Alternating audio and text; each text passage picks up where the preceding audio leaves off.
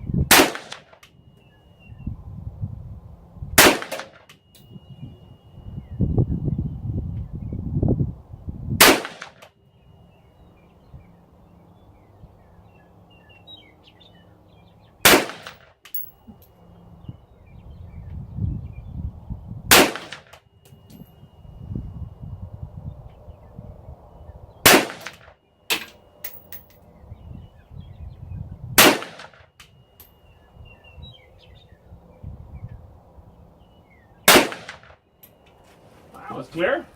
10 rounds, no problem.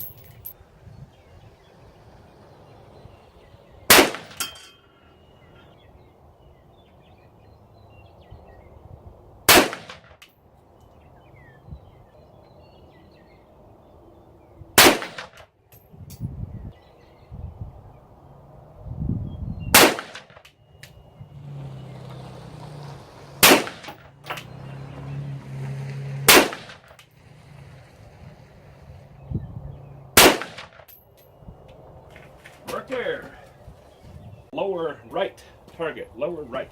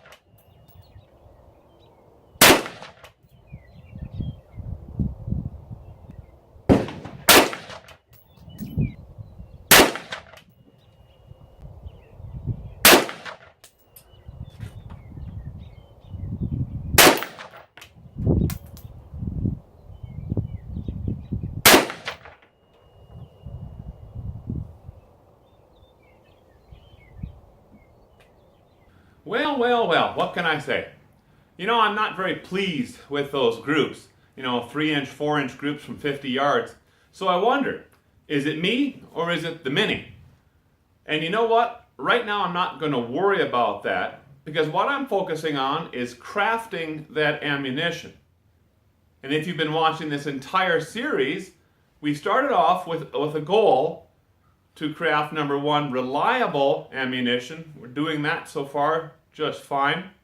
Safe ammunition, that's easy. We're doing that. And I wanted to make some ammo that's consistent and accurate. So one of the things that might be playing a role here that I didn't talk about earlier is the fact that I just changed my powder scale. I purchased a RCBS Chargemaster combo, and this set of ammunition, these rounds that I just fired, was the first bunch that thing has ever been used to load with. And as I was going through some of the loading, I noticed some inconsistencies as I was filling up those cases. So I broke out my old RCBS scale and trickler and reweighed some of those charges, and I noticed some inconsistencies there. 1/10 of a grain difference, 2/10, 3/10 in a couple of cases. And so what I did is I loaded another set of ammunition. And so what I did is I loaded up 2 more groups using my old RCBS scale. And I loaded up 1 group with the Barnes Varmi-nators, 40 grain bullets, and another group with the Barnes Match Burners, 69 grain bullets. And the results of this group did quite a bit better. And so at first I was thinking we almost took a step back, we kind of regressed here. But by looking at those results in light of my goals, I don't really feel quite so bad about that, especially after looking at those 2 additional groups. With the 40 grain bullet, I was not at all surprised that the Barnes Varmi-nator beat the Nosler Varmageddon. In fact, if it was the other way around, I would have really been surprised. As I said earlier, I've been shooting and loading those 2 bullets for quite a long time. And those Barnes Varmi-nators in any of these rifles, the Tavor, the Mini 14, the AR-15, they just really shoot well in those guns for me. So those results with the 40 grain bullets were conclusive for me. I'm sticking with the Barnes Varmi-nator in 40 grains whenever I'm loading the 40 grain bullets. Now the 69 grain bullets, as you know, I haven't fired those very much. In fact, you've seen every one of the loadings that I've done with those things by watching this series of videos. And the results here are not quite so clear. In fact, as far as I'm concerned, I've got to do a little bit more testing to see if the 69 grain Sierra tipped Match King is better or the 69 grain Barnes Match Burner. Not sure how it's going to turn out. So let's recap the season so far. And here's my lessons learned. First of all, consistent brass is still important. Sorting by head stamp pays some dividends. Secondly, for the 5.56, 223, the Federal AR match primers really function well. They really give me some nice results. That's another lesson learned. As noted earlier, the Barnes 40 grain Varmi-nator, that's top notch in these guns and all my loads. And as I also noted, the 69 grain bullets, neither one of them did a terrible job, so I'm going to still keep testing between the Sierra and the Barnes. In fact, future episodes of Extreme Reloading are going to focus on those 2 69 grain bullets. And in our next episode, we're going to be back to the brass. We saw early on that sorting by head stamp pays dividends, but we didn't see that the meticulous weighing and sorting of the brass within head stamp really paid off. But I'm not really convinced that that was a thorough and conclusive test. I've tried some things in the past, and I can hardly believe that inconsistent brass could ever produce precise ammunition. The question is, what is a good estimate or a good measurement or surrogate for consistent brass?